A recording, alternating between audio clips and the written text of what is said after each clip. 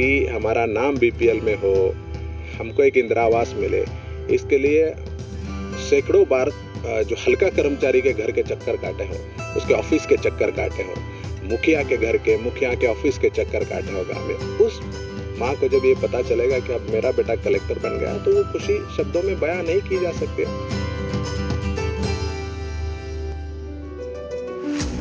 किसी ने कहा है कि मंजिल उन्हीं को मिलती है जिनके सपनों में जान होती है। पंखों से कुछ नहीं होता, हौसलों से उड़ान होती है। ये पंक्ति कोडरमा के उपायुक्त रमेश घोलप पर सटीक बैठती है। एक गरीब परिवार और साधारण पृष्ठभूमि से निकलकर देश की सबसे कठिन परीक्षा में पास होकर रमेश घोलप के आईएएस अधिकारी बनने की कहानी किसी फिल्मी पटकथा की तरह लगती है। आज रमेश घोलप पूरी तरीके से कामयाब है और कामयाबी की इस चमक के पीछे उनकी लगन और कड़ी मेहनत है। देखिए, मुझे लगता है कि जो भी लोग ऊंचाइयों तक पहुंचते हैं, वो हर एक आदमी के जीवन में संघर्ष होता है। वो कम ज़्यादा हो सकता है, संघर्ष अलग तरीके का हो सकता है, लेकिन संघर्ष हर किसी के साथ होता है। तो मेरी अगर बात करें तो मेरा जो जन्म है महाराष्ट्र में सोलापुर डिस्ट्रिक्ट है, वहाँ पे बार्शी कहे के तहसील है, वहाँ पे महागांव नाम के गांव में हुआ था। 1000-1500 पॉपुलेशन का विलेज है मेरा, प्रोजेक्ट अफेक्टेड है। तो वहाँ पे एक घर में मेरा जन्म हुआ था। जब जन्म हुआ तो मेरी माँ जो है वो हाउसवाइफ थी और बाद में आगे जाके वो चूड़ियाँ बेचने लगी। एंड मेरे पिताजी की साइकिल की दुकान थी। तो मतलब उस ऐसे घर में जन्म हुआ था। और मुझे लगता है कि वो गांव की अगर परिकल्पना आप करेंगे आम गांव की तरह, तो मुझे बिल्कुल याद है, क्योंकि उस गांव से आईएएस बनना कितनी बड़ी बात थी, इसके लिए मैं इसको बता रहा हूँ कि हम लोग बचपन में एक बार क्रिकेट खेल रहे थे। तब हम लोगों को वहाँ से कोई लोगों ने बताया कि भाई जो प्रोजेक्ट अफेक्टेड गांव है, तो डैम पे कुछ इश्यूज़ को लेके उस ज़िले के ज़िलाधिकारी आए हैं। तो जो बच्चे थे और जितने लोग थे अगल बगल में, सब लोग अपना काम खेलना छोड़ के दौड़ते हुए 1.5-2 किलोमीटर तक गए थे, सिर्फ ये देखने के लिए कि कलेक्टर कैसा होता है। तो उस गांव से एक सामान्य परिवार से जन्म लेके मैंने 2012 में आईएएस क्लियर किया था। कोडरमा के डीसी रमेश घोलप का सफर संघर्षों से निखरे एक युवक के कामयाबी की जीती जागती दास्तान है। इन्हें देखकर लोग प्रेरित होते हैं। रमेश घोलप अपनी कामयाबी का पूरा श्रेय अपनी मां को देते हैं। मुझे याद है माँ के वर्ड्स थे, तो उसने मुझे कहा था कि मुझे तुम पे पूरा भरोसा है, तुम जो भी करोगे, जो भी निर्णय लोगे वो सही लोगे। हमारा संघर्ष क्या है, और कुछ दिन चलता रहेगा। ठीक है, हमको लगा था पहले कि तुम टीचर बन गए, अब बहुत बड़ा हमारे दिन है, लेकिन और कुछ दिन में संघर्ष करोगे, लेकिन तुम अपने सपने के पीछे जी तोड़ मेहनत करना और उसके लिए मैं हर दम तुम्हारे साथ खड़ी रहूँगी। तो माँ ने हमेशा वो एक मोटिवेशन, एक हमेशा साथ रहने वाला रोल ज़िंदगी में प्ले किया है। और चाहे यहाँ पे आई थी या सरायकला में डीसी बना था तब आई थी, वो प्राउड फील करती है। क्योंकि जब रिज़ल्ट आया था तो उसको नहीं पता था कि मतलब यूपीएससी और एमपीएससी क्या है, क्योंकि मैं दोनों की प्रिपरेशन करता था। तो उसको लगता था कि एमपीएससी मतलब तहसीलदार, वहाँ जो अंचल अधिकारी को तहसीलदार बोलते हैं, और यूपीएससी मतलब कलेक्टर। तब जब मेरा रिजल्ट आया था और मैंने उसको फ़ोन किया था, देन आई मतलब सेड कि अक्का मैं यूपीएससी मैंने क्लियर कर दिया और मेरा रिजल्ट आ गया। उनसे आज की मतलब यूपीएससी ने मतलब तहसीलदार के कलेक्टर हो बताओ। तो मैंने बताया कि मैं कलेक्टर के एग्ज़ाम क्लियर कर दिया। रमेश घोलप के पिता इस दुनिया में नहीं है। परिवार चलाने के लिए मां चूड़ियां बेचा करती थी, जिसमें कभी कभी रमेश भी सहयोग करते थे। ये काम रमेश घोलप की मां आज भी बड़े सम्मान के साथ करती है।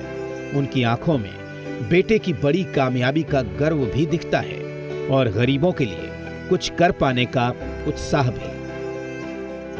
माझी एनर्जी ही होती की माझी लई इच्छा होती की लहानपणापासून मला शिकण्याची लई इच्छा होती। ती माझी इच्छा माझ्या वडिलांच्या परिस्थितीमुळे नाही पूर्ण झाली। माझी एकच इच्छा होती की मी नाही शिकले तर माझ्या मुलांना मी भरपूर शिकवेन। माझे कितीही हाल झाले, मला कितीही कष्ट लागले, तर मी मुलांना नाही दुःख होऊ देणार, मुलांना भरपूर शिकवेन आणि त्यांचे चांगलं करेन, त्यांना आयुष्यभर मी सावलीतच ठेवेन। मी कितीही उन्हात मेहनत करेन, मी कष्ट करेन, पण माझे दिवस मुलांना नाही हटवू देणार। म्हणून मी त्याचे वडील गेले तरी त्याचे दुःख तिसऱ्याच दिवशी मी पाठीमागे टाकले आणि रमेशला सांगितले की रमेश, आपण रडायचं नाही, आपण थकायचं नाही, आपण लढायचं आहे आणि तू जास्त अभ्यास करायचा आहे आणि ही वडिलांचे किंवा माझी शिक्षण आहे ही तू पूर्ण करायचं, माझी इच्छा जी आहे तू पूर्ण करायची. मी काहीही लागलं तर तुला मी कितीही मेहनत करीन आणि तुला मी सगळं पुरवीन. ते सगळ्याच्या आशीर्वादाने त्याचं झालं आणि ते शिक्षणही घेतलं. माझी सगळी इच्छा त्याने पूर्ण केली. मी नाही शिकले त्याचं मला दुःख नाही लागत. आता जी माझी मुलं शिकतायत, माझी मुलं आनंदात आहेत, त्याच्यात माझं सगळं सुख आहे. महाराष्ट्र के सोलापुर जिले के महागांव में जन्मे रमेश का शुरुआती सफर बेहद मुश्किलों भरा था. बेहद गरीब परिवार और महज 2 साल की उम्र में पोलियो से ग्रसित होने के बाद भी उन्होंने कभी हिम्मत नहीं हारी. पहले पूरी मेहनत से पढ़ाई की, फिर टीचर ट्रेनिंग में डिप्लोमा किया. इसके बाद महाराष्ट्र सरकार में प्राथमिक शिक्षक की नौकरी की. लेकिन यह कामयाबी रमेश घोलप की जिंदगी का महज पड़ाव भर था. उनकी मंजिल कुछ और थी. शिक्षक की सम्मान की नौकरी को छोड़कर उन्होंने एक बार फिर अपनी पढ़ाई शुरू की और साल 2012 में यूपीएससी की परीक्षा पास कर आईएएस के लिए चुने गए. क्योंकि मेरे घर में कोई आईएएस नहीं था या कोई बड़ा उस तरह से अफसर वगैरह कोई नहीं था. तो जब मेरा 12th का एग्ज़ाम हुआ था और उस एग्ज़ाम के बाद घर में ये डिसाइड हुआ, क्योंकि उस समय मेरा भाई जो था वो अनएम्प्लॉयड था. घर में माँ उस समय चूड़ियाँ बेच रही थी. 12th के एग्ज़ाम के जस्ट पहले मेरे पिताजी की मृत्यु हुई थी. तो कहीं ना कहीं घर में जो बातें हुई उससे ये डिसाइड हुआ कि भाई अब तुम इस तरह की एजुकेशन ले लो जिससे कम समय में कम खर्चा करके तुमको जल्द से जल्द सरकारी नौकरी मिले. तो उस समय मैंने डिप्लोमा करने का निर्णय लिया था, जबकि मेरा 12th में जो ग्रुपिंग था फिजिक्स, केमिस्ट्री और बायोलॉजी का वो 94 था. और जनरली उस तरह के बैकग्राउंड वाले बच्चे प्रयास करते थे मेडिकल इंजीनियरिंग के लिए. तो 2009 में मैं टीचर बना, प्राइमरी टीचर बना. और जो हालात थे हमारे उसमें मेरा प्राइमरी टीचर बनना मतलब मेरी माँ के लिए दुनिया जीतने जैसा था. और उसके बाद मैंने ये डिसाइड किया कि भाई मुझे कॉम्पिटिटिव एग्जामिनेशन करना है एंड ऑल. क्योंकि डीएड के जो 2 साल थे उसमें मैंने बहुत सारे सामाजिक कार्यों में पार्टिसिपेट हुआ था. पिछले 8 साल से वे झारखंड में अधिकारी के तौर पर अपनी सेवाएं दे रहे हैं. रमेश घोलप कहते हैं कि जिन मुश्किल भरे हालात का सामना उन्होंने और उनके परिवार ने किया है, ओहदा मिलने के बाद भी वे उन्हें भूले नहीं हैं. उनकी कोशिश रहती है कि जरूरतमंदों का काम सबसे पहले हो.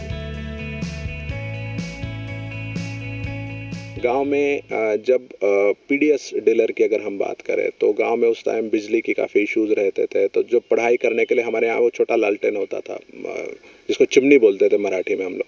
तो उसका दिया जो है थोड़ा बड़ा कर देते थे तो उधर से माँ चिल्लाती थी कि भाई थोड़ा छोटा करो, नहीं तो वो केरोसिन ख़त्म हो जाएगा, या आज छोड़ दो, कल दिन में पढ़ाई कर लिया करो.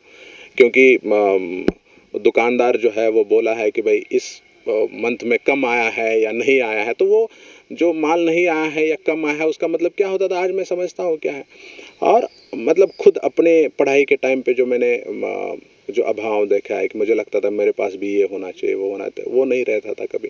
तो ये सारे इश्यूज़ है. या फिर जब हम प्रोजेक्ट अफेक्टेड थे तो गांव के लोगों की एक्सपेक्टेशंस मैंने देखी थी. लोग बोलता था कि हमारे गांव का यही समस्या है तो तहसीलदार आएंगे, कलेक्टर आएंगे तो ये सॉर्ट आउट हो जाएगा. मतलब लोग किस तरह से प्रशासन की ओर देखते थे और लोगों को जो तकलीफ़ें होती थी. कई बार अगर कोई आदमी सिस्टम का, क्योंकि वो कलेक्टिव एफर्ट होता है, तो कभी एक आध भी आदमी अगर संवेदनशीलता से नीचे वाले काम नहीं करते थे तो लोगों को कितना हैरेसमेंट होता था वो मैंने खुद अपनी ज़िंदगी में देखा. हर सफल इंसान की जिंदगी में एक टर्निंग पॉइंट होता है जिससे उसे शिखर पर पहुंचने की प्रेरणा मिलती है.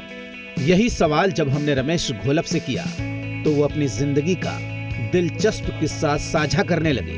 उन्होंने बताया कि नाउम्मीदी का एक पल उनके लिए कितनी बड़ी उम्मीद बनकर सामने आया.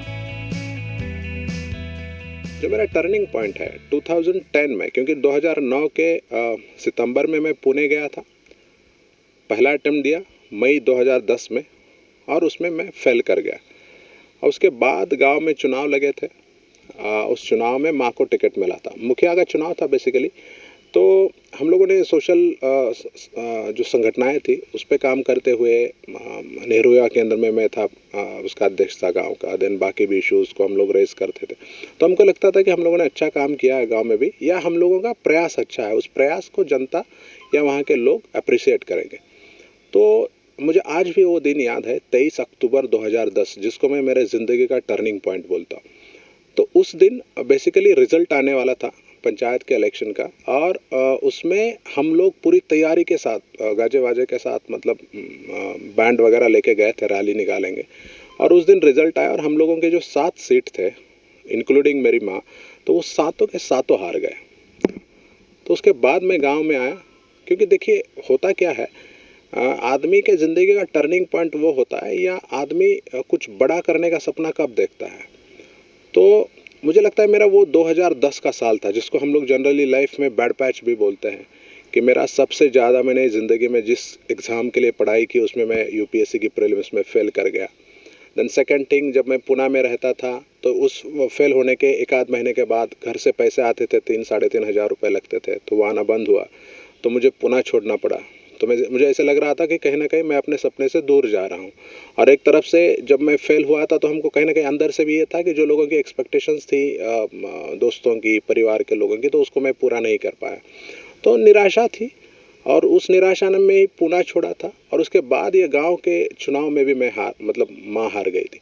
तो आदमी बार बार जब ज़िंदगी में हारता है तो मुझे लगता है कि वो टूट जाता है कई बार, या वो बहुत कुछ बड़ा करने की सोचता है। तो वो जो 23 अक्टूबर 2010 का दिन था, तो उस दिन हम जो काउंटिंग स्टेशन था हमारा ब्लॉक हेडक्वार्टर पे, वहाँ से गांव आए, सब लोगों के बीच में कई सारे लोग इकट्ठा हुए। तो मैं खड़ा हुआ और उनसे बात करने लगा। काफ़ी इमोशनल था उस दिन। और उस दिन मैंने कहा कि मुझे पता है आप लोगों ने कितनी मेहनत की है, और हम सब लोगों ने तैयारी की है जुलूस की, लेकिन आज हम रैली नहीं निकाल पाएंगे। अब उस दिन रैली निकालेंगे जिस दिन मैं अफसर बनूंगा। 18 महीने की कठोर तपस्या ने रमेश घोलप की जिंदगी बदल दी। उन्होंने यूपीएससी की कठिन परीक्षा पास की और अपनी मां के सपने को सच कर दिखाया। अब आप समझ सकते हैं कि जिस महिला ने कि हमारा नाम बीपीएल में हो, हमको एक इंदिरा आवास मिले, इसके लिए सैकड़ों बार जो हल्का कर्मचारी के घर के चक्कर काटे हो, उसके ऑफिस के चक्कर काटे हो, मुखिया के घर के, मुखिया के ऑफिस के चक्कर काटे हो गाँव में, उस माँ को जब ये पता चलेगा कि अब मेरा बेटा कलेक्टर बन गया, तो वो खुशी शब्दों में बयां नहीं की जा सकती। और बहुत खुश थी। और मुझे लगता है कि उसको वो फ़ोन जब मैंने उसको किया था, उसके बाद उसको पूरी लाइफ उसके आंखों के सामने से गुजर गई होगी कि जो संघर्ष उसने किया है। रमेश घोलप आज कोडरमा के जिला अधिकारी हैं। उनके आईएएस बने हुए 8 साल हो गए, लेकिन आज भी उनकी मां विमल घोलप चूड़ियां बेचती हैं।